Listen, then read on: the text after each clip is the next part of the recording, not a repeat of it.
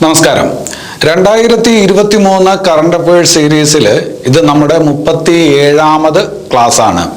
ഇതിനു മുമ്പുള്ള ക്ലാസ്സുകളെല്ലാം നിങ്ങൾ കാണുന്നുണ്ടെന്നും അതെല്ലാം നന്നായി പഠിക്കുന്നുണ്ടെന്നും കരുതുന്നു. അതുപോലെ ആസ്ഥ അക്കാഡമിയുടെ ഓൺലൈൻ കോഴ്സുകളിൽ പങ്കെടുക്കുന്നതിനും ഞങ്ങളുടെ മറ്റ് സേവനങ്ങൾക്കുമായി ആസ്ഥ അക്കാഡമി കേരള എന്ന ഞങ്ങളുടെ ലേണിംഗ് ആപ്പ് ഡൗൺലോഡ് ചെയ്യുക. ഇവിടെ നടക്കുന്ന ക്ലാസ്സുകളുടെ PDF നോട്ട്സിനായിട്ട് ഞങ്ങളുടെ ടെലഗ്രാം ചാനലിൽ കൂടി അംഗമാവുക. ഞാൻ അജിത് സുമേരു. ഏവർക്കും ആസ്ഥ അക്കാഡമിയിലേക്ക് സ്വാഗതം.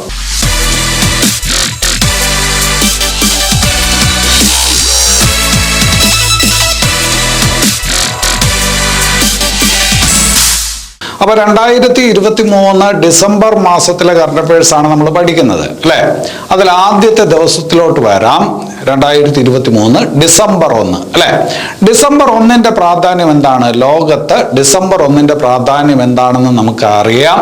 ഡിസംബർ 1 ലോക എയ്ഡ്സ് ദിനമായിട്ട് ആചരിക്കുന്നു, അല്ലെ? നമുക്കറിയാവുന്ന കാര്യമാണ്. അവിടെ വേറൊരു കാര്യം കൂടി നമ്മൾ മനസ്സിലാക്കി വച്ചിട്ടുണ്ട്. എന്താണ്? എയ്ഡ്സ് ബോധവൽക്കരണ പരിപാടി. എയ്ഡ്സ് ബോധവൽക്കരണ പരിപാടി അതിനുള്ള അടയാളമാണ് റെഡ് റിബൺ എന്ന് നമ്മൾ പഠിച്ചിട്ടുണ്ട്. റെഡ് റിബൺ എന്തുമായി ബന്ധപ്പെട്ടിരിക്കുന്നു എന്ന് ചോദിച്ചാൽ എയ്ഡ്സ് ബോധവൽക്കരണവുമായി ബന്ധപ്പെട്ടിരിക്കുന്നു, അല്ലെ? ഇതുപോലെ വേറൊരു അടയാളം നമ്മൾ നേരത്തെ പഠിച്ചിട്ടുണ്ട്. പിങ്ക് റിബൺ എന്തുമായി ബന്ധപ്പെട്ടിരിക്കുന്നു എന്ന് ചോദിച്ചാൽ സ്തനാർബുദം എന്ന് പറയണം. അർബുദം എന്ന് പറയുന്നതിനേക്കാൾ കുറച്ചുകൂടി ശരിയായത് സ്തനാർബുദത്തെ കുറിച്ചുള്ള ബോധവൽക്കരണമാണ് ഉദ്ദേശിക്കുന്നത്? പിങ്ക് റിബൺ ഉദ്ദേശിക്കുന്നത്. ഇവിടെ ഇപ്പൊ റെഡ് റിബൺ എന്ന് പറയുന്നത് എയ്ഡ്സ് ബോധവൽക്കരണമാണ്, അല്ലെ?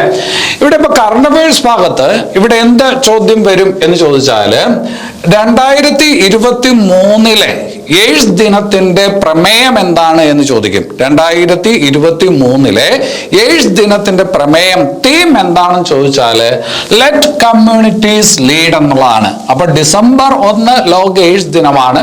2023 ഡിസംബർ 1 ലോക എയ്ഡ്സ് ദിനത്തിന്റെ പ്രമേയം എന്താണ് എന്ന് ചോദിച്ചാൽ പറയണം ലെറ്റ് കമ്മ്യൂണിറ്റീസ് ലീഡ്.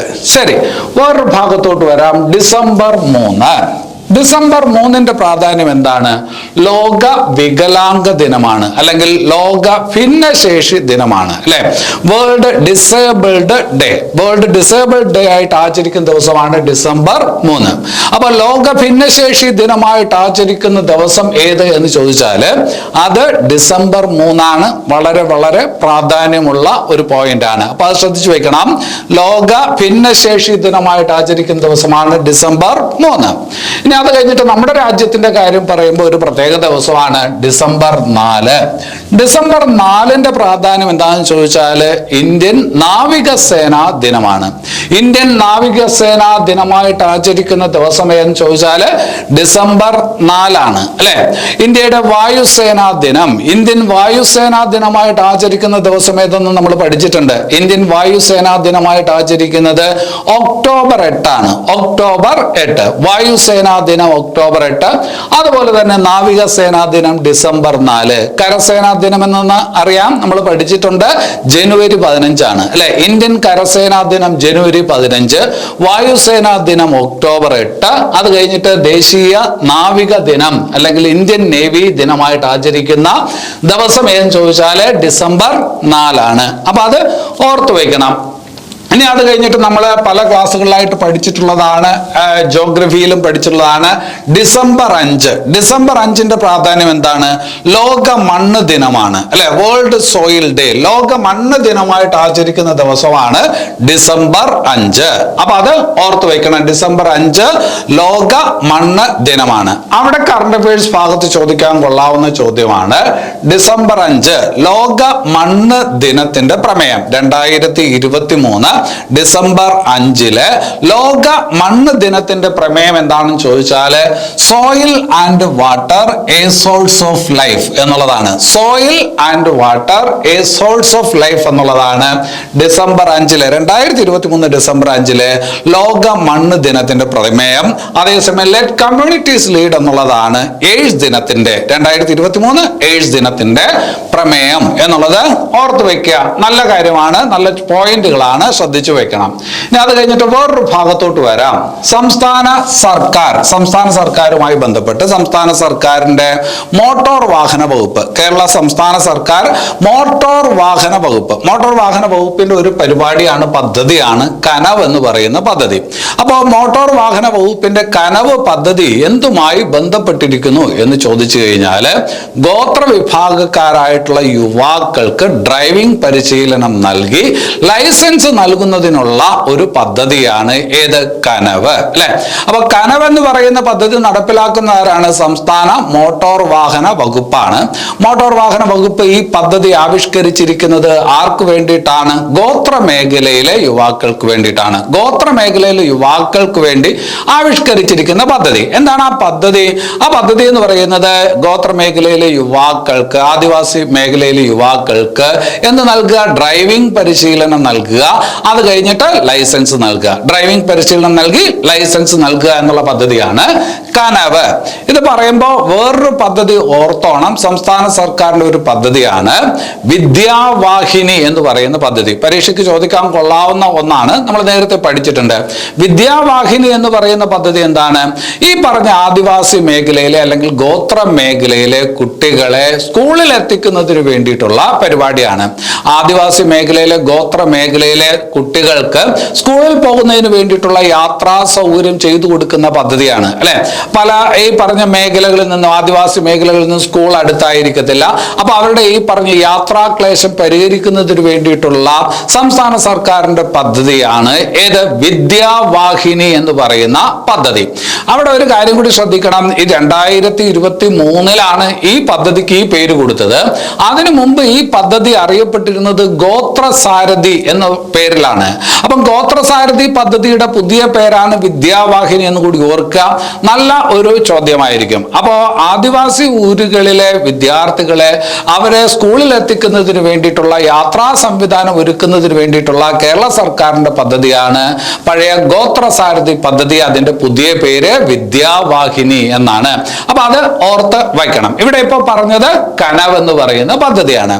ഇനി അത് കഴിഞ്ഞിട്ട് വേറൊരു പേര് ഓർത്തു വെക്കുക, ജിലുമോൾ. ജിലുമോൾ, അല്ലെ? നേരത്തെ നമ്മൾ പറഞ്ഞു ലോക ഭിന്നശേഷി ദിനമായിട്ട് ആചരിക്കുന്ന ദിവസമാണ് ഡിസംബർ 3. അപ്പൊ ഭിന്നശേഷി വിഭാഗത്തിൽ വരുന്ന ഒരാളാണ് ജിലുമോൾ.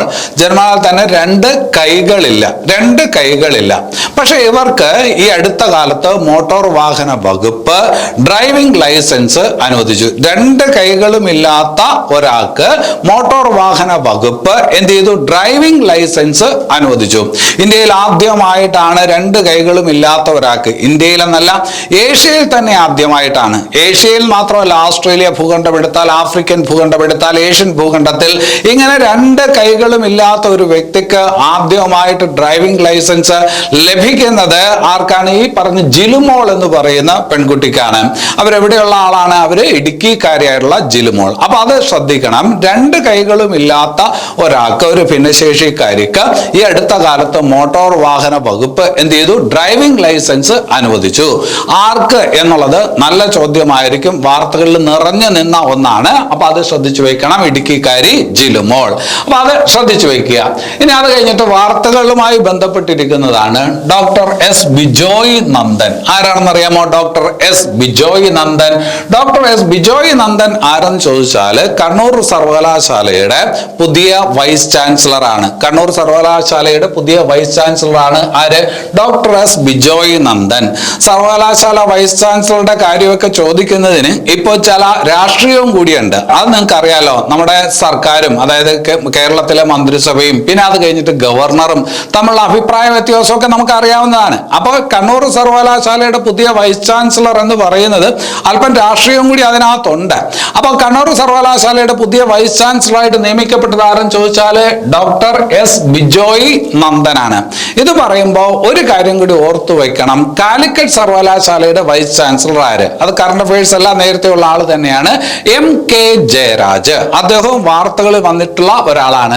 അപ്പൊ അതൊന്ന് ശ്രദ്ധിച്ചു വെക്കണം. കാലിക്കറ്റ് സർവകലാശാലയുടെ വൈസ് ചാൻസലർ MK ജയരാജ് ആണ്. അതേസമയം 2023 ഡിസംബറിൽ കണ്ണൂർ സർവകലാശാലയുടെ വൈസ് ചാൻസലറായി നിയമിക്കപ്പെട്ടത് ആരെന്ന് ചോദിച്ചാൽ ഡോക്ടർ എസ് ബിജോയ് നന്ദനാണ്. ഇനി അത് കഴിഞ്ഞിട്ട് 36ാമത് കേരള ശാസ്ത്ര കോൺഗ്രസ്, 36ാമത് കേരള ശാസ്ത്ര കോൺഗ്രസ്. നമ്മൾ നേരത്തെ 35ാമത് കേരള ശാസ്ത്ര കോൺഗ്രസ് പഠിച്ചിട്ടുണ്ട്. 35ാമത് കേരള ശാസ്ത്ര കോൺഗ്രസ് നടന്നത് ഇടുക്കി ജില്ലയിലാണ്, കുട്ടിക്കാനത്താണ് എന്ന് നമ്മൾ പഠിച്ചിട്ടുണ്ട്.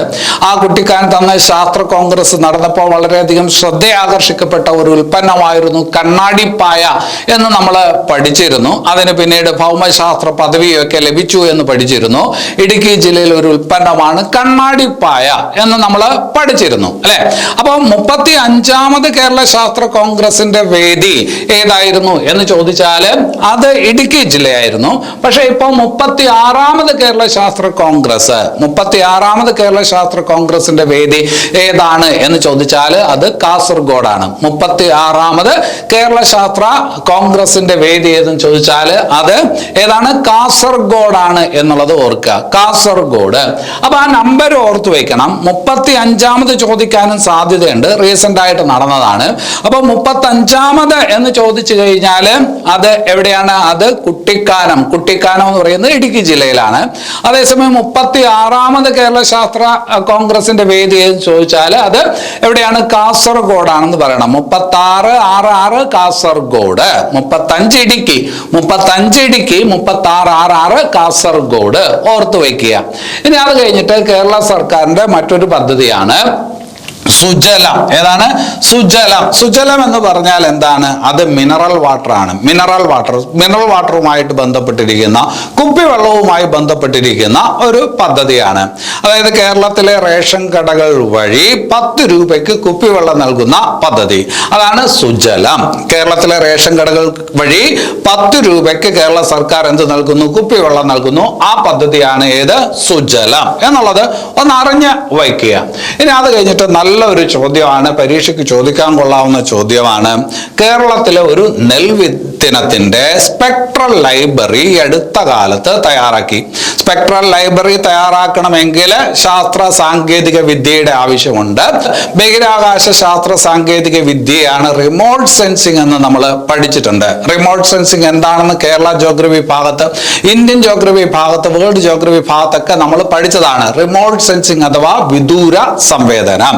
അപ്പോൾ വിദൂര സംവേദനം എന്ന് പറയുന്ന ബഹിരാകാശ ശാസ്ത്ര സാങ്കേതിക വിദ്യ ഉപയോഗപ്പെടുത്തി കേരളത്തിലെ ഒരു നെൽവിത്തിനത്തിന്റെ സ്പെക്ട്രൽ ലൈബ്രറി ഈ അടുത്ത കാലത്ത് എന്ത് ചെയ്തു? കണ്ടുപിടിച്ചു, അല്ലെങ്കിൽ വികസിപ്പിച്ചെടുത്തു. അപ്പോൾ കേരളത്തിലെ ഏത് നെൽവിത്തിനത്തിന്റെ സ്പെക്ട്രൽ ലൈബ്രറിയാണ് ബഹിരാകാശ ശാസ്ത്ര സാങ്കേതിക വിദ്യയായിട്ടുള്ള റിമോട്ട് സെൻസിങ്ങിന്റെ സഹായത്തോടെ വികസിപ്പിച്ചത്, കണ്ടെത്തിയത് എന്ന് ചോദിച്ചാൽ ഉമ എന്ന് പറയുന്ന നെൽവിത്തിനത്തിന്റെ എന്താണ്? ഉമ എന്ന് പറയുന്ന നെൽവിത്തിനത്തിന്റെ സ്പെക്ട്രൽ ലൈബ്രറിയാണ്. അപ്പൊ ബഹിരാകാശ ശാസ്ത്ര സാങ്കേതിക വിദ്യയായിട്ടുള്ള റിമോട്ട് സെൻസിങ്ങിന്റെ സഹായത്തോടു കൂടി ഏത് നെൽവിത്തിനത്തിന്റെ, കേരളത്തിൽ നിന്നുള്ള ഏത് നെൽവിത്തിനത്തിന്റെ സ്പെക്ട്രൽ ലൈബ്രറിയാണ് തയ്യാറാക്കിയത് എന്ന് ചോദിച്ചാൽ ഉമ എന്ന് പറയുന്ന നെൽവിത്തിനത്തിന്റെ എന്താണ്? സ്പെക്ട്രൽ ലൈബ്രറിയാണ്. അപ്പൊ ആ നെൽവിത്തിനം ഏതാണ്? ഉമ. ഉമ എന്ന് പറയുന്ന നെൽവിത്തിനം അതൊന്നുകൂടി മനസ്സിലാക്കി വെക്കണം. ഉമ എന്ന് പറയുന്ന നെൽവിത്തിനം വികസിപ്പിക്കപ്പെട്ടത് എവിടെ നിന്നാണ് എന്ന് കൂടി മനസ്സിലാക്കി വെക്കണം. നമ്മുടെ മങ്കൊമ്പ് നെല്ല് ഗവേഷണ കേന്ദ്രത്തിൽ നിന്ന് വികസിപ്പിച്ചെടുത്ത നെൽവിത്തിനമാണ് ഉമ. മങ്കൊമ്പ് നെല്ല് ഗവേഷണ കേന്ദ്രത്തിൽ നിന്ന് വികസിപ്പിച്ചെടുത്ത നെൽവിത്തിനമാണ് ഉമ. നമ്മൾ നേരത്തെ പഠിച്ചിട്ടുണ്ട് കാർത്തിക എന്ന് പറയുന്ന ഒരു നെൽവിത്തിനമുണ്ട്. കാർത്തിക എന്ന് പറയുന്ന നെൽവിത്തിനവും വികസിപ്പിച്ചെടുത്തത് എവിടെ നിന്നാണ്? മങ്കൊമ്പ് എന്ന് പറയുന്ന നെല്ല് ഗവേഷണ കേന്ദ്രത്തിൽ നിന്നാണ്. അപ്പൊ അത് ഓർത്തു വയ്ക്കണം. അപ്പോ ഉമ നെൽവിത്തിനം അതിന്റെ സ്പെക്ട്രൽ ലൈബ്രറി ഈ അടുത്ത കാലത്ത് എന്ത് ചെയ്തു? ഈ പറഞ്ഞ് വികസിപ്പിച്ച് എടുത്തു, അല്ലെങ്കിൽ തയ്യാറാക്കി. അപ്പൊ അത് ഓർത്തു വയ്ക്കണം. വേറൊരു കാര്യം അവിടെ ഓർക്കാനുള്ളത്, കേരളത്തിൽ ഏറ്റവും അധികം കൃഷി ചെയ്യപ്പെടുന്ന നെൽവിത്തിനം ഏത് എന്ന് ചോദിച്ചാലും, കേരളത്തിൽ ഏറ്റവും അധികം കൃഷി ചെയ്യപ്പെടുന്ന നെൽവിത്തിനം ഏതെന്ന് ചോദിച്ചാലും അതിന്റെ ഉത്തരവും ഏത് തന്നെയാണ്? ഉമ എന്ന് തന്നെയാണ്. ഉണ്ട മട്ട അരിയാണ്. ഉണ്ട മട്ട അരിയാണ് ശരിക്കും പറഞ്ഞ ഉമ എന്ന് പറയുന്ന നെൽവിത്തിനം. അപ്പൊ അത് ശ്രദ്ധിച്ചു വയ്ക്കുക. അപ്പൊ ഉമ, അല്ലെ? അപ്പൊ സ്പെക്ട്രൽ ലൈബ്രറി കേരളത്തിൽ ആദ്യമായിട്ട് ഏത് നെൽവിത്തിനത്തിന്റെ സ്പെക്ട്രൽ ലൈബ്രറിയാണ് തയ്യാറാക്കിയെന്ന് ചോദിച്ചാൽ ഉമ എന്ന് പറയുന്ന നെൽവിത്തിനത്തിൻ്റെതാണ്. അത് എവിടെ നിന്നാണ് വികസിപ്പിച്ചെടുത്തത്? ഉമ എന്ന് പറയുന്ന നെൽവിത്തിനം അത് മങ്കൊമ്പ് നെല്ല് ഗവേഷണ കേന്ദ്രത്തിൽ നിന്നാണ്. അപ്പൊ അത് ഓർത്തു വെക്കുക. ഇനി അത് കഴിഞ്ഞിട്ട് കേരള സർക്കാരിന്റെ വേറൊരു പദ്ധതിയിലോട്ട് വരാം, കെ സ്മാർട്ട്. കെ സ്മാർട്ട് എന്ന് പറയുന്ന പദ്ധതി. എന്താണ് കെ സ്മാർട്ട് കൊണ്ട് ഉദ്ദേശിക്കുന്നത്? ആ പദ്ധതി എന്താണ്? കേരളത്തിലെ തദ്ദേശ സ്വയംഭരണ സ്ഥാപനങ്ങൾ. കേരളത്തിലെ തദ്ദേശ സ്വയംഭരണ സ്ഥാപനങ്ങൾ എന്ന് പറയുമ്പോൾ നമുക്കറിയാം പഞ്ചായത്തുകളുണ്ട്, മുനിസിപ്പാലിറ്റികളുണ്ട്, പിന്നെ അത് കഴിഞ്ഞിട്ട് കോർപ്പറേഷൻ, അല്ലെ? കേരളത്തിലെ തദ്ദേശ സ്വയംഭരണ സ്ഥാപനങ്ങൾ വഴി ലഭിക്കുന്ന സേവനങ്ങളുണ്ട്. നമുക്ക് ഒരുപാട് സേവനങ്ങൾ, നമ്മുടെ ഒരുപാട് ആവശ്യങ്ങൾ തദ്ദേശ സ്വയംഭരണ സ്ഥാപനങ്ങൾ വഴിയാണ് പരിഹരിക്കപ്പെടുന്നതെന്ന് നമുക്ക് അറിയാം, അല്ലെ? പുതിയ ഒരു കെട്ടിടം വയ്ക്കണം, ഒരു വീട് വയ്ക്കണം, നമ്മൾ അപേക്ഷ കൊടുക്കുന്നു, പെർമിറ്റ് വാങ്ങിക്കുന്നു, ഇതൊക്കെ എവിടെ നിന്നാണ്? തദ്ദേശ സ്വയംഭരണ സ്ഥാപനങ്ങൾ വഴിയാണ്.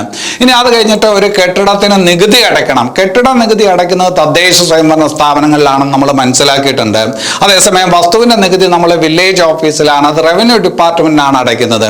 അതേസമയം വസ്തു നികുതി അടയ്ക്കുന്നത്, അതായത് കെട്ടിട നികുതി അടയ്ക്കുന്നത്, വസ്തു നികുതി എന്നല്ല കെട്ടിട നികുതി അടയ്ക്കുന്നത് എവിടെയാണ്? അത് തദ്ദേശ സ്വയംഭരണ സ്ഥാപനങ്ങളിലാണ്, അല്ലെ? അതുപോലെ തന്നെ ജനനവും മരണവും ഒക്കെ രജിസ്റ്റർ ചെയ്യുന്നത് എവിടെയാണ്? തദ്ദേശ സ്വയംഭരണ സ്ഥാപനങ്ങളിലാണ്. അപ്പൊ ഇതെല്ലാം മനസ്സിലാക്കിയിട്ടുണ്ട്, ഇതെല്ലാം നമുക്ക് പരീക്ഷയ്ക്ക് ആവശ്യമുള്ളതുമാണ്. അപ്പൊ അങ്ങനെ ഒരുപാട് സേവനങ്ങൾ തദ്ദേശ സ്വയംഭരണ സ്ഥാപനങ്ങൾ വഴി നമ്മൾക്ക് എന്ത് ചെയ്യുന്നുണ്ട്? ലഭിക്കുന്നുണ്ട്.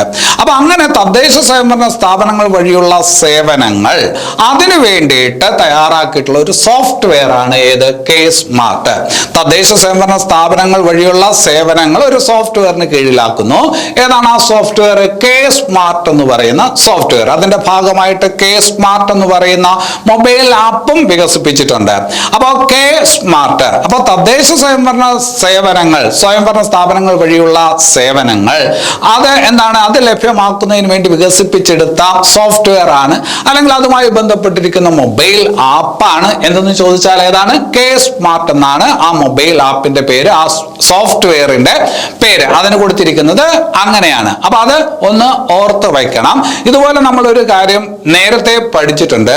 കേരളത്തിലെ സർവകലാശാലകളുടെ സേവനങ്ങൾ. കേരളത്തിലെ സർവകലാശാലകൾ നമുക്കറിയാവുന്ന കാര്യമാണ്. സർവകലാശാലകൾ സ്വയംഭരണ സ്ഥാപനമാണ്. കേരളത്തിലെ സർവകലാശാലകളുടെ സേവനങ്ങൾ, അല്ലെങ്കിൽ കേരളത്തിലെ സർവകലാശാലകളെ എല്ലാം ഒരു കുടക്കീഴിൽ കൊണ്ടുവരുന്നതിന് വേണ്ടിയിട്ട് വികസിപ്പിച്ചെടുത്ത സോഫ്റ്റ്വെയർ ആണ് കെ റീപ്പ് എന്ന് നമ്മൾ പഠിച്ചിട്ടുണ്ട്. കെ റീപ്പ് ഇതിപ്പോ തദ്ദേശ സ്വയംഭരണ സ്ഥാപനങ്ങളുടെ സേവനങ്ങൾ അത് എന്താണ് ലഭ്യമാക്കുന്നതിന് വേണ്ടി വികസിപ്പിച്ചുള്ള സോഫ്റ്റ്വെയർ ആണ് കെ സ്മാർട്ട്. ഇത് വാർത്തയിൽ വന്നിരുന്നു. 2024 ജനുവരി 1 മുതൽ ഈ സേവനങ്ങളെല്ലാം, തദ്ദേശ സ്വയംഭരണ സ്ഥാപനങ്ങൾ വഴിയുള്ള സേവനങ്ങളെല്ലാം ഈ പറഞ്ഞ ഏതാണ് സോഫ്റ്റ്വെയറിലൂടെ അല്ലെങ്കിൽ ആപ്പിലൂടെ ലഭ്യമാകും എന്നാണ് പറഞ്ഞിട്ടുള്ളത്. അതായത് നിലവിൽ വരുന്നത് 2024 ജനുവരി 1 മുതലാണ്. അപ്പൊ അതൊന്ന് ശ്രദ്ധിച്ചു വെക്കണം. കെ സ്മാർട്ട് ഇത് പറയുമ്പോൾ അവിടെ അറിഞ്ഞിരിക്കേണ്ട ഒരു കാര്യം കൂടിയുണ്ട്. തദ്ദേശ സ്വയംഭരണ സ്ഥാപനങ്ങൾ, അല്ലെ? അതുമായി ബന്ധപ്പെട്ട കേരള സർക്കാർ വകുപ്പ്, തദ്ദേശ സ്വയംഭരണ വകുപ്പ്, അതിന്റെ ചുമതലയുള്ള മന്ത്രി ആരെന്നറിയാമോ? അത് MP രാജേഷ് ആണ്. ആരാണ്? MP രാജേഷ് ആണ്. അതുപോലെ തന്നെ ശ്രദ്ധിക്കേണ്ട വേറൊരു കാര്യം, MP രാജേഷിന് ഇത് മാത്രമല്ല വേറൊരു വകുപ്പ് കൂടിയുണ്ട്. എക്സൈസ് വകുപ്പിന്റെ മന്ത്രി ആരെന്ന് ചോദിച്ചാലും ആര് തന്നെയാണ്? MP രാജേഷ് ആണ് എന്നുള്ളത് ഓർത്ത് വയ്ക്കണം. ഇനി അത് കഴിഞ്ഞിട്ട് വേറൊരു വ്യക്തിത്വത്തിലോട്ട് വരാം. എം കുഞ്ഞാമൻ. എം കുഞ്ഞാമൻ എന്ന് പറയുന്ന ആളെ ഒന്ന് പരിചയപ്പെട്ടു വയ്ക്കണം. 2023 ഡിസംബറിൽ മരണപ്പെട്ട ഒരു മലയാളിയാണ് എം കുഞ്ഞാമൻ. അപ്പൊ പരീക്ഷയ്ക്ക് ചോദിക്കും, എം കുഞ്ഞാമൻ ഏത് മേഖലയിൽ പ്രസിദ്ധനാണ് എന്ന് ചോദിച്ചാൽ നമുക്ക് പറയാം സാമ്പത്തിക വിദഗ്ധനാണെന്ന് പറയാം. സാമ്പത്തിക വിദഗ്ധനാണ്, കേരളത്തിൽ ഒരു സാമ്പത്തിക വിദഗ്ധനാണ്, അല്ലെങ്കിൽ ദളിത് ചിന്തകനാണ് എന്ന് പറയാം. കേരളത്തിലെ സാമ്പത്തിക വിദഗ്ധൻ അല്ലെങ്കിൽ ദളിത് ചിന്തകൻ എന്നൊക്കെ അറിയപ്പെട്ടിരുന്ന എം കുഞ്ഞാമൻ 2023 ഡിസംബറിൽ മരണപ്പെട്ടു. ഈ 2023 ഡിസംബറിൽ മരണപ്പെട്ട കുഞ്ഞാമാന്റെ ഒരു ആത്മകഥയുണ്ട്. ആത്മകഥയുടെ പേരാണ് എതിര് എന്ന് പറയുന്ന ആത്മകഥ. അപ്പൊ 2023 ഡിസംബറിൽ മരണപ്പെട്ട കുഞ്ഞാമന്റെ ആത്മകഥയാണ് ഏത്? എതിരെന്ന് പറയുന്ന ആത്മകഥ. ആ ആത്മകഥയും പരീക്ഷയ്ക്ക് ചോദിക്കാനായിട്ട് കൊള്ളാം. 2021 കേരള സാഹിത്യ അക്കാദമിയുടെ പുരസ്കാരം, കേരള സാഹിത്യ അക്കാദമിയുടെ ഏറ്റവും മികച്ച ആത്മകഥയ്ക്കുള്ള പുരസ്കാരം ലഭിച്ചത് എതിരെന്ന് പറയുന്ന ആത്മകഥയ്ക്കാണ്. പക്ഷെ ഈ കുഞ്ഞാമൻ ആ പറഞ്ഞ പുരസ്കാരം സ്വീകരിച്ചില്ല എന്നുള്ളതും കൂടിയുണ്ട്. അപ്പൊ എതിരെന്ന് പറയുന്നത് 2021 കേരള സാഹിത്യ അക്കാദമി പുരസ്കാരം ലഭിച്ച ആത്മകഥയാണ്, കുഞ്ഞാമാന്റെ ആത്മകഥയാണ് ഏത്? എതിര് എന്നുകൂടി ഒന്ന് ഓർത്ത് വയ്ക്കണം. ശരി, ഇനി അത് കഴിഞ്ഞിട്ട് വേറൊരു ഭാഗത്തോട്ട് വരാം. വിളയിൽ ഫസീല. ആരാണ് വിളയിൽ ഫസീല എന്നറിയാമോ? 2023 ഓഗസ്റ്റിൽ മരണപ്പെട്ട ഒരു സ്ത്രീയാണ് വിളയിൽ ഫസീല. മാപ്പിളപ്പാട്ട് കലാകാരിയാണ്. മാപ്പിളപ്പാട്ട് കലാകാരിയാണ് ആര്? വിളയിൽ ഫസീല. അപ്പൊ പരീക്ഷയ്ക്ക് ഇങ്ങനെ ചോദിക്കും, 2023 ഓഗസ്റ്റിൽ, നമ്മൾ ഡിസംബറിലെ കാര്യമാണ് പഠിക്കുന്നത്, ഞാനിപ്പോ പറയുന്നത് ആഗസ്റ്റിലെ കാര്യമാണ്. 2023 ഓഗസ്റ്റിൽ മരണപ്പെട്ട വിളയിൽ ഫസീല താഴെ തന്നിരിക്കുന്ന ഏത് മേഖലയിൽ പ്രശസ്തയാണ് എന്ന് ചോദിച്ചാൽ മാപ്പിളപ്പാട്ടുമായി ബന്ധപ്പെട്ടിരിക്കുന്നു എന്ന് ഉത്തരം പറയണം. നമ്മളിത് 2023 ഡിസംബറിലെ കാര്യത്തിലോട്ട് വന്നത് എന്താണെന്ന് ചോദിച്ചാൽ, ഈ വിളയിൽ ഫസീലയ്ക്ക് മരണാനന്തരം, അവർ മരിച്ചതിന് ശേഷം വിളയിൽ ഫസീലയ്ക്ക് മൊയിൻകുട്ടി വൈദ്യർ സ്മാരക പുരസ്കാരം, മാപ്പിളപ്പാട്ടുമായി ബന്ധപ്പെട്ട് നൽകുന്ന പുരസ്കാരമാണ്. മൊയിൻകുട്ടി വൈദ്യർ സ്മാരക പുരസ്കാരം എന്ത് ചെയ്തു? ലഭിച്ചു. അപ്പൊ 2023 മരണാനന്തരം മൊയിൻകുട്ടി വൈദ്യർ സ്മാരക പുരസ്കാരം ലഭിച്ച മാപ്പിളപ്പാട്ട് കലാകാരി ആര് എന്ന് ചോദിച്ചാല് അത് ആരാണ്? വിളയിൽ ഫസീലയാണ് എന്ന് പറയണം. മൊയിൻകുട്ടി വൈദ്യരെ നമുക്കറിയാം, മാപ്പിളപ്പാട്ടുമായി ബന്ധപ്പെട്ട ഒരാളാണ്. അദ്ദേഹത്തിന്റെ സ്മാരകം എവിടെയാണെന്ന് ചോദിച്ചിട്ടുണ്ട്. മൊയിൻകുട്ടി വൈദ്യർ സ്മാരകം എവിടെയാണെന്നും പരീക്ഷയ്ക്ക് ചോദിച്ചിട്ടുണ്ട്, നമ്മൾ പഠിച്ചിട്ടുണ്ട്. അത് മലപ്പുറം ജില്ലയിലാണ്, കൊണ്ടോട്ടിയിലാണ്. മൊയിൻകുട്ടി വൈദ്യർ സ്മാരകം എവിടെയാണ്? കൊണ്ടോട്ടിയാണ് എന്ന് ഓർക്കുക. 2023 എന്താണ്? മരണാനന്തരം മൊയിൻകുട്ടി വൈദ്യർ പുരസ്കാരം ലഭിച്ച മാപ്പിളപ്പാട്ട് കലാകാരി ആരെന്ന് ചോദിച്ചാല് വിളയിൽ ഫസീലയാണ് എന്നുള്ളത് ഓർക്കുക. ഇനി അത് കഴിഞ്ഞിട്ട് 2022 അത് 2023 പ്രഖ്യാപിച്ചത്. 2022 ആശാൻ സ്മാരക കവിതാ പുരസ്കാരം, 2022 ആശാൻ സ്മാരക കവിതാ പുരസ്കാരത്തിന് അർഹനായത് ആരാണ് എന്ന് ചോദിച്ചാൽ, ആശാൻ സ്മാരകം അല്ലെ, കുമാരൻ ആശാൻ സ്മാരക കവിതാ പുരസ്കാരം 2022 ആശാൻ സ്മാരക കവിതാ പുരസ്കാരത്തിന് അർഹനായത് ആരെന്ന് ചോദിച്ചാൽ കുരീപ്പുഴ ശ്രീകുമാറാണ്. ആരാണ്? കുരീപ്പുഴ ശ്രീകുമാറാണ് എന്ന് ഓർത്ത് വയ്ക്കുക. ഇനി അത് കഴിഞ്ഞിട്ട് ചോദിക്കാൻ കൊള്ളാവുന്ന, സാഹിത്യ ഭാഗത്ത് ചോദിക്കാൻ കൊള്ളാവുന്ന മറ്റൊരു പ്രധാന ചോദ്യമാണ് 2023 കേന്ദ്ര സാഹിത്യ അക്കാദമി പുരസ്കാരം. 2023 കേന്ദ്ര സാഹിത്യ അക്കാദമി പുരസ്കാരം നേടിയ മലയാള നോവലിന്റെ ദേശകാലങ്ങൾ എന്ന് പറയുന്ന കൃതി, ആ കൃതി രചിച്ചതാര് എന്ന് ചോദിച്ചാൽ EV രാമകൃഷ്ണനാണ്. 2023 കേന്ദ്ര സാഹിത്യ അക്കാദമി പുരസ്കാരം നേടിയ മലയാളി ആരെന്ന് ചോദിച്ചാൽ EV രാമകൃഷ്ണനാണ്. 2023 കേന്ദ്ര സാഹിത്യ അക്കാദമി പുരസ്കാരം ലഭിച്ച മലയാളി EV രാമകൃഷ്ണൻ. EV രാമകൃഷ്ണന് പുരസ്കാരം ലഭിച്ചത് ഏത് കൃതിക്കാണ്? ഏത് കൃതി എഴുതിയതിനാണ്? ഏത് കൃതിയുടെ രചനയ്ക്കാണ് പുരസ്കാരം എന്ന് ചോദിച്ചാൽ മലയാള നോവലിന്റെ ദേശകാലങ്ങൾ. അപ്പൊ പരീക്ഷയ്ക്ക് എങ്ങനെ ചോദിക്കും? 2023 കേന്ദ്ര സാഹിത്യ അക്കാദമി പുരസ്കാരം നേടിയ മലയാള നോവലിന്റെ ദേശകാലങ്ങൾ എന്ന കൃതി രചിച്ചതാരെന്ന് ചോദിച്ചാൽ EV രാമകൃഷ്ണനാണ് എന്ന് പറയണം. ഇനി അത് കഴിഞ്ഞിട്ട് വേറൊരു പുരസ്കാരത്തിലോട്ട് വരാം. നല്ലൊരു പുരസ്കാരമാണ്, ചോദിക്കാനുള്ള സാധ്യത വളരെ വളരെ കൂടുതലാണ്. 2022 സംസ്ഥാന ശാസ്ത്ര സാഹിത്യ പുരസ്കാരം. സംസ്ഥാന ശാസ്ത്ര സാഹിത്യ പുരസ്കാരം അല്ലെ, സംസ്ഥാന ഗവൺമെന്റ് കൊടുക്കുന്ന പുരസ്കാരമാണ്. അത് ശാസ്ത്ര സാഹിത്യവുമായി ബന്ധപ്പെട്ടിട്ടാണ്, സയൻസുമായി ബന്ധപ്പെട്ട സാഹിത്യം രചനകൾക്കാണ് പുരസ്കാരം കൊടുക്കുന്നത്. അപ്പൊ 2022 സംസ്ഥാന ശാസ്ത്ര സാഹിത്യ പുരസ്കാരം, ആ സാഹിത്യ പുരസ്കാരം ആ വിഭാഗത്തില്, ജനപ്രിയ ശാസ്ത്ര സാഹിത്യ വിഭാഗത്തില്, ഇപ്പൊ സംസ്ഥാന ശാസ്ത്ര സാഹിത്യ പുരസ്കാരം എന്ന് പറയുന്നത് അതിൽ പല വിഭാഗങ്ങളുണ്ടാവും. അതിൽ ജനപ്രിയ ശാസ്ത്ര സാഹിത്യ പുരസ്കാരം, ജനപ്രിയ ശാസ്ത്ര സാഹിത്യ വിഭാഗത്തിലെ പുരസ്കാരം നേടിയതാരെന്ന് ചോദിച്ചാൽ നമുക്ക് ശ്രദ്ധിച്ചു വെക്കണം, ഡോക്ടർ ബി ഇക്ബാൽ. നമുക്കറിയാവുന്ന ഒരാളാണ് ഡോക്ടർ ബി ഇക്ബാൽ അല്ലെ. അപ്പൊ 2022 സംസ്ഥാന ശാസ്ത്ര സാഹിത്യ പുരസ്കാരം, അതില് ജനപ്രിയ ശാസ്ത്ര സാഹിത്യത്തിനുള്ള പുരസ്കാരം ലഭിച്ചത് ആർക്ക് എന്ന് ചോദിച്ചാൽ ഡോക്ടർ ബി ഇക്ബാലിനാണ്. അദ്ദേഹത്തിന് ആ പുരസ്കാരം നേടിക്കൊടുത്ത ഒരു കൃതിയുണ്ട്, അതും പരീക്ഷയ്ക്ക് ചോദിക്കാൻ കൊള്ളാവുന്ന ഒരു ചോദ്യമാണ്. മഹാമാരികൾ പ്ലേഗ് മുതൽ കോവിഡ് വരെ, മഹാമാരികൾ പ്ലേഗ് മുതൽ കോവിഡ് വരെ. അപ്പൊ വളരെ റീസെന്റ് ആയിട്ടുള്ള ഒരു കൃതിയാണ് അല്ലെ.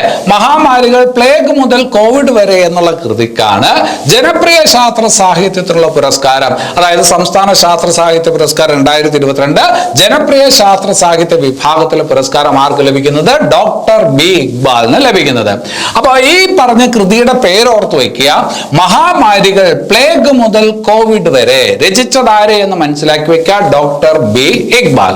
അപ്പൊ നമ്മൾ പറഞ്ഞു 2022 സംസ്ഥാന ശാസ്ത്ര സാഹിത്യ പുരസ്കാരം, അതില് ബാലശാസ്ത്ര സാഹിത്യ വിഭാഗം 2022 സംസ്ഥാന ശാസ്ത്ര സാഹിത്യ പുരസ്കാരം, അതിൽ ബാലശാസ്ത്ര സാഹിത്യ വിഭാഗത്തിൽ പുരസ്കാരം ലഭിച്ചത് ആർക്കെന്ന് ചോദിച്ചാല് സാഗ ജെയിംസിനാണ്. ലഭിച്ചത് ആർക്കാണ്? സാഗ ജെയിംസിനാണ്. അപ്പൊ 2022 സംസ്ഥാന സർക്കാർ ശാസ്ത്ര സാഹിത്യ പുരസ്കാരം, അതില് ബാലശാസ്ത്ര സാഹിത്യത്തിനുള്ള പുരസ്കാരം ലഭിച്ചത് സാഗ ജെയിംസിനാണ്. പേര് ശ്രദ്ധിച്ചു വെക്കണം, അത് ചോദിക്കാൻ കൊള്ളാവുന്ന ഒരു ചോദ്യമാണ്. അത് ഏത് കൃതിക്ക് എന്ന് കൂടി മനസ്സിലാക്കി വെക്കണം. ശാസ്ത്ര മധുരം. അപ്പോ 2022 സംസ്ഥാന ശാസ്ത്ര സാഹിത്യ പുരസ്കാരം, ബാലശാസ്ത്ര സാഹിത്യത്തിനുള്ള പുരസ്കാരത്തിന് അർഹനായിട്ടുള്ള സാഗ ജെയിംസിന് അത് നേടിക്കൊടുത്ത കൃതി എന്ന് ചോദിച്ചാൽ ശാസ്ത്ര മധുരം എന്നാണ് കൃതി. അപ്പൊ ഇവിടെയൊക്കെ നിങ്ങൾ ശ്രദ്ധിക്കേണ്ടത്, ഒരു പേരായിട്ട് പഠിച്ചു വെച്ചിട്ട് കാര്യമില്ല. കാരണം ഏതെങ്കിലും ഒരു പുരസ്കാരം തന്നിട്ട് അതിൽ 3-4 ഫാക്ടുകൾ ഇങ്ങ് തരും, അതിൽ ശരിയേത് തെറ്റ് എന്നൊക്കെ പറയും. അപ്പൊ ഇവിടെ ഈ പറഞ്ഞ സംസ്ഥാന ശാസ്ത്ര സാഹിത്യ പുരസ്കാരത്തിന്റെ കാര്യത്തിൽ 2 പേരുകൾ നിങ്ങൾ ഓർത്തു വയ്ക്കണം. ഒന്ന് മുഹമ്മദ് ഇക്ബാൽ, അത് ജനപ്രിയ ശാസ്ത്ര സാഹിത്യത്തിലുള്ള പുരസ്കാരമാണ്. വേറൊന്ന് സാഗ ജെയിംസ്, അത് ബാലശാസ്ത്ര സാഹിത്യ വിഭാഗത്തിലെ പുരസ്കാരമാണ്.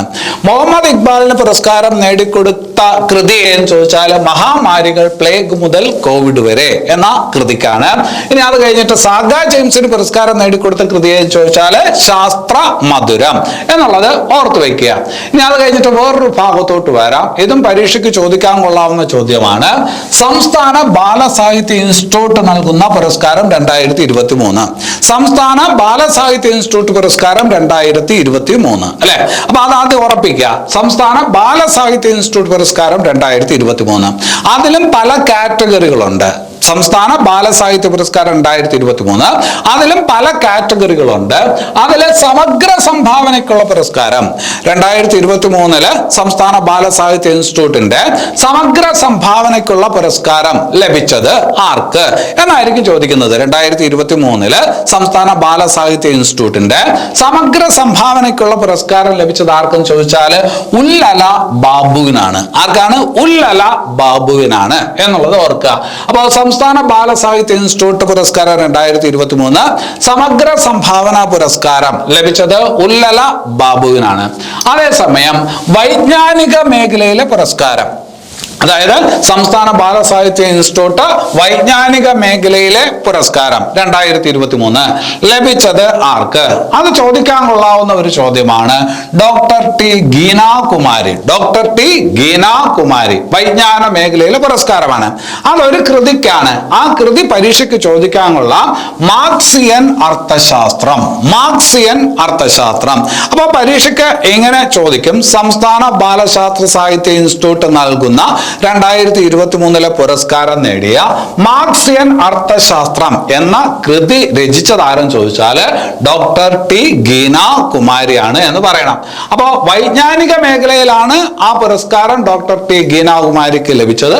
അത് നേടിക്കൊടുത്തത് ഈ കൃതിയാണ്, മാർക്സിയൻ അർത്ഥശാസ്ത്രം. ഉല്ലല ബാബുവിനെ സംബന്ധിച്ചിടത്തോളം ഒരു കൃതി വരുന്നില്ല, സമഗ്ര സംഭാവനയ്ക്കുള്ള പുരസ്കാരമാണ്. ഇനി അത് കഴിഞ്ഞിട്ട് ഈ ബാലസാഹിത്യ ഇൻസ്റ്റിറ്റ്യൂട്ട് പുരസ്കാരം 2023 അതില് കഥാ നോവൽ വിഭാഗത്തിൽ പുരസ്കാരം നേടിയത്, കഥാ നോവൽ വിഭാഗത്തിൽ പുരസ്കാരം നേടിയത് ആരെന്ന് ചോദിച്ചാല് KV മോഹൻകുമാറിനാണ് ആ പുരസ്കാരം ലഭിച്ചത്. കഥാ നോവൽ വിഭാഗത്തിൽ പുരസ്കാരം KV മോഹൻകുമാറിനാണ് ലഭിച്ചത്. ആ കൃതി ഏതെന്നുള്ളത് മനസ്സിലാക്കി വെക്കുക. ഉണ്ടക്കണ്ണന്റെ കാഴ്ചകൾ. ഉണ്ടക്കണ്ണന്റെ കാഴ്ചകൾ അല്ലെ?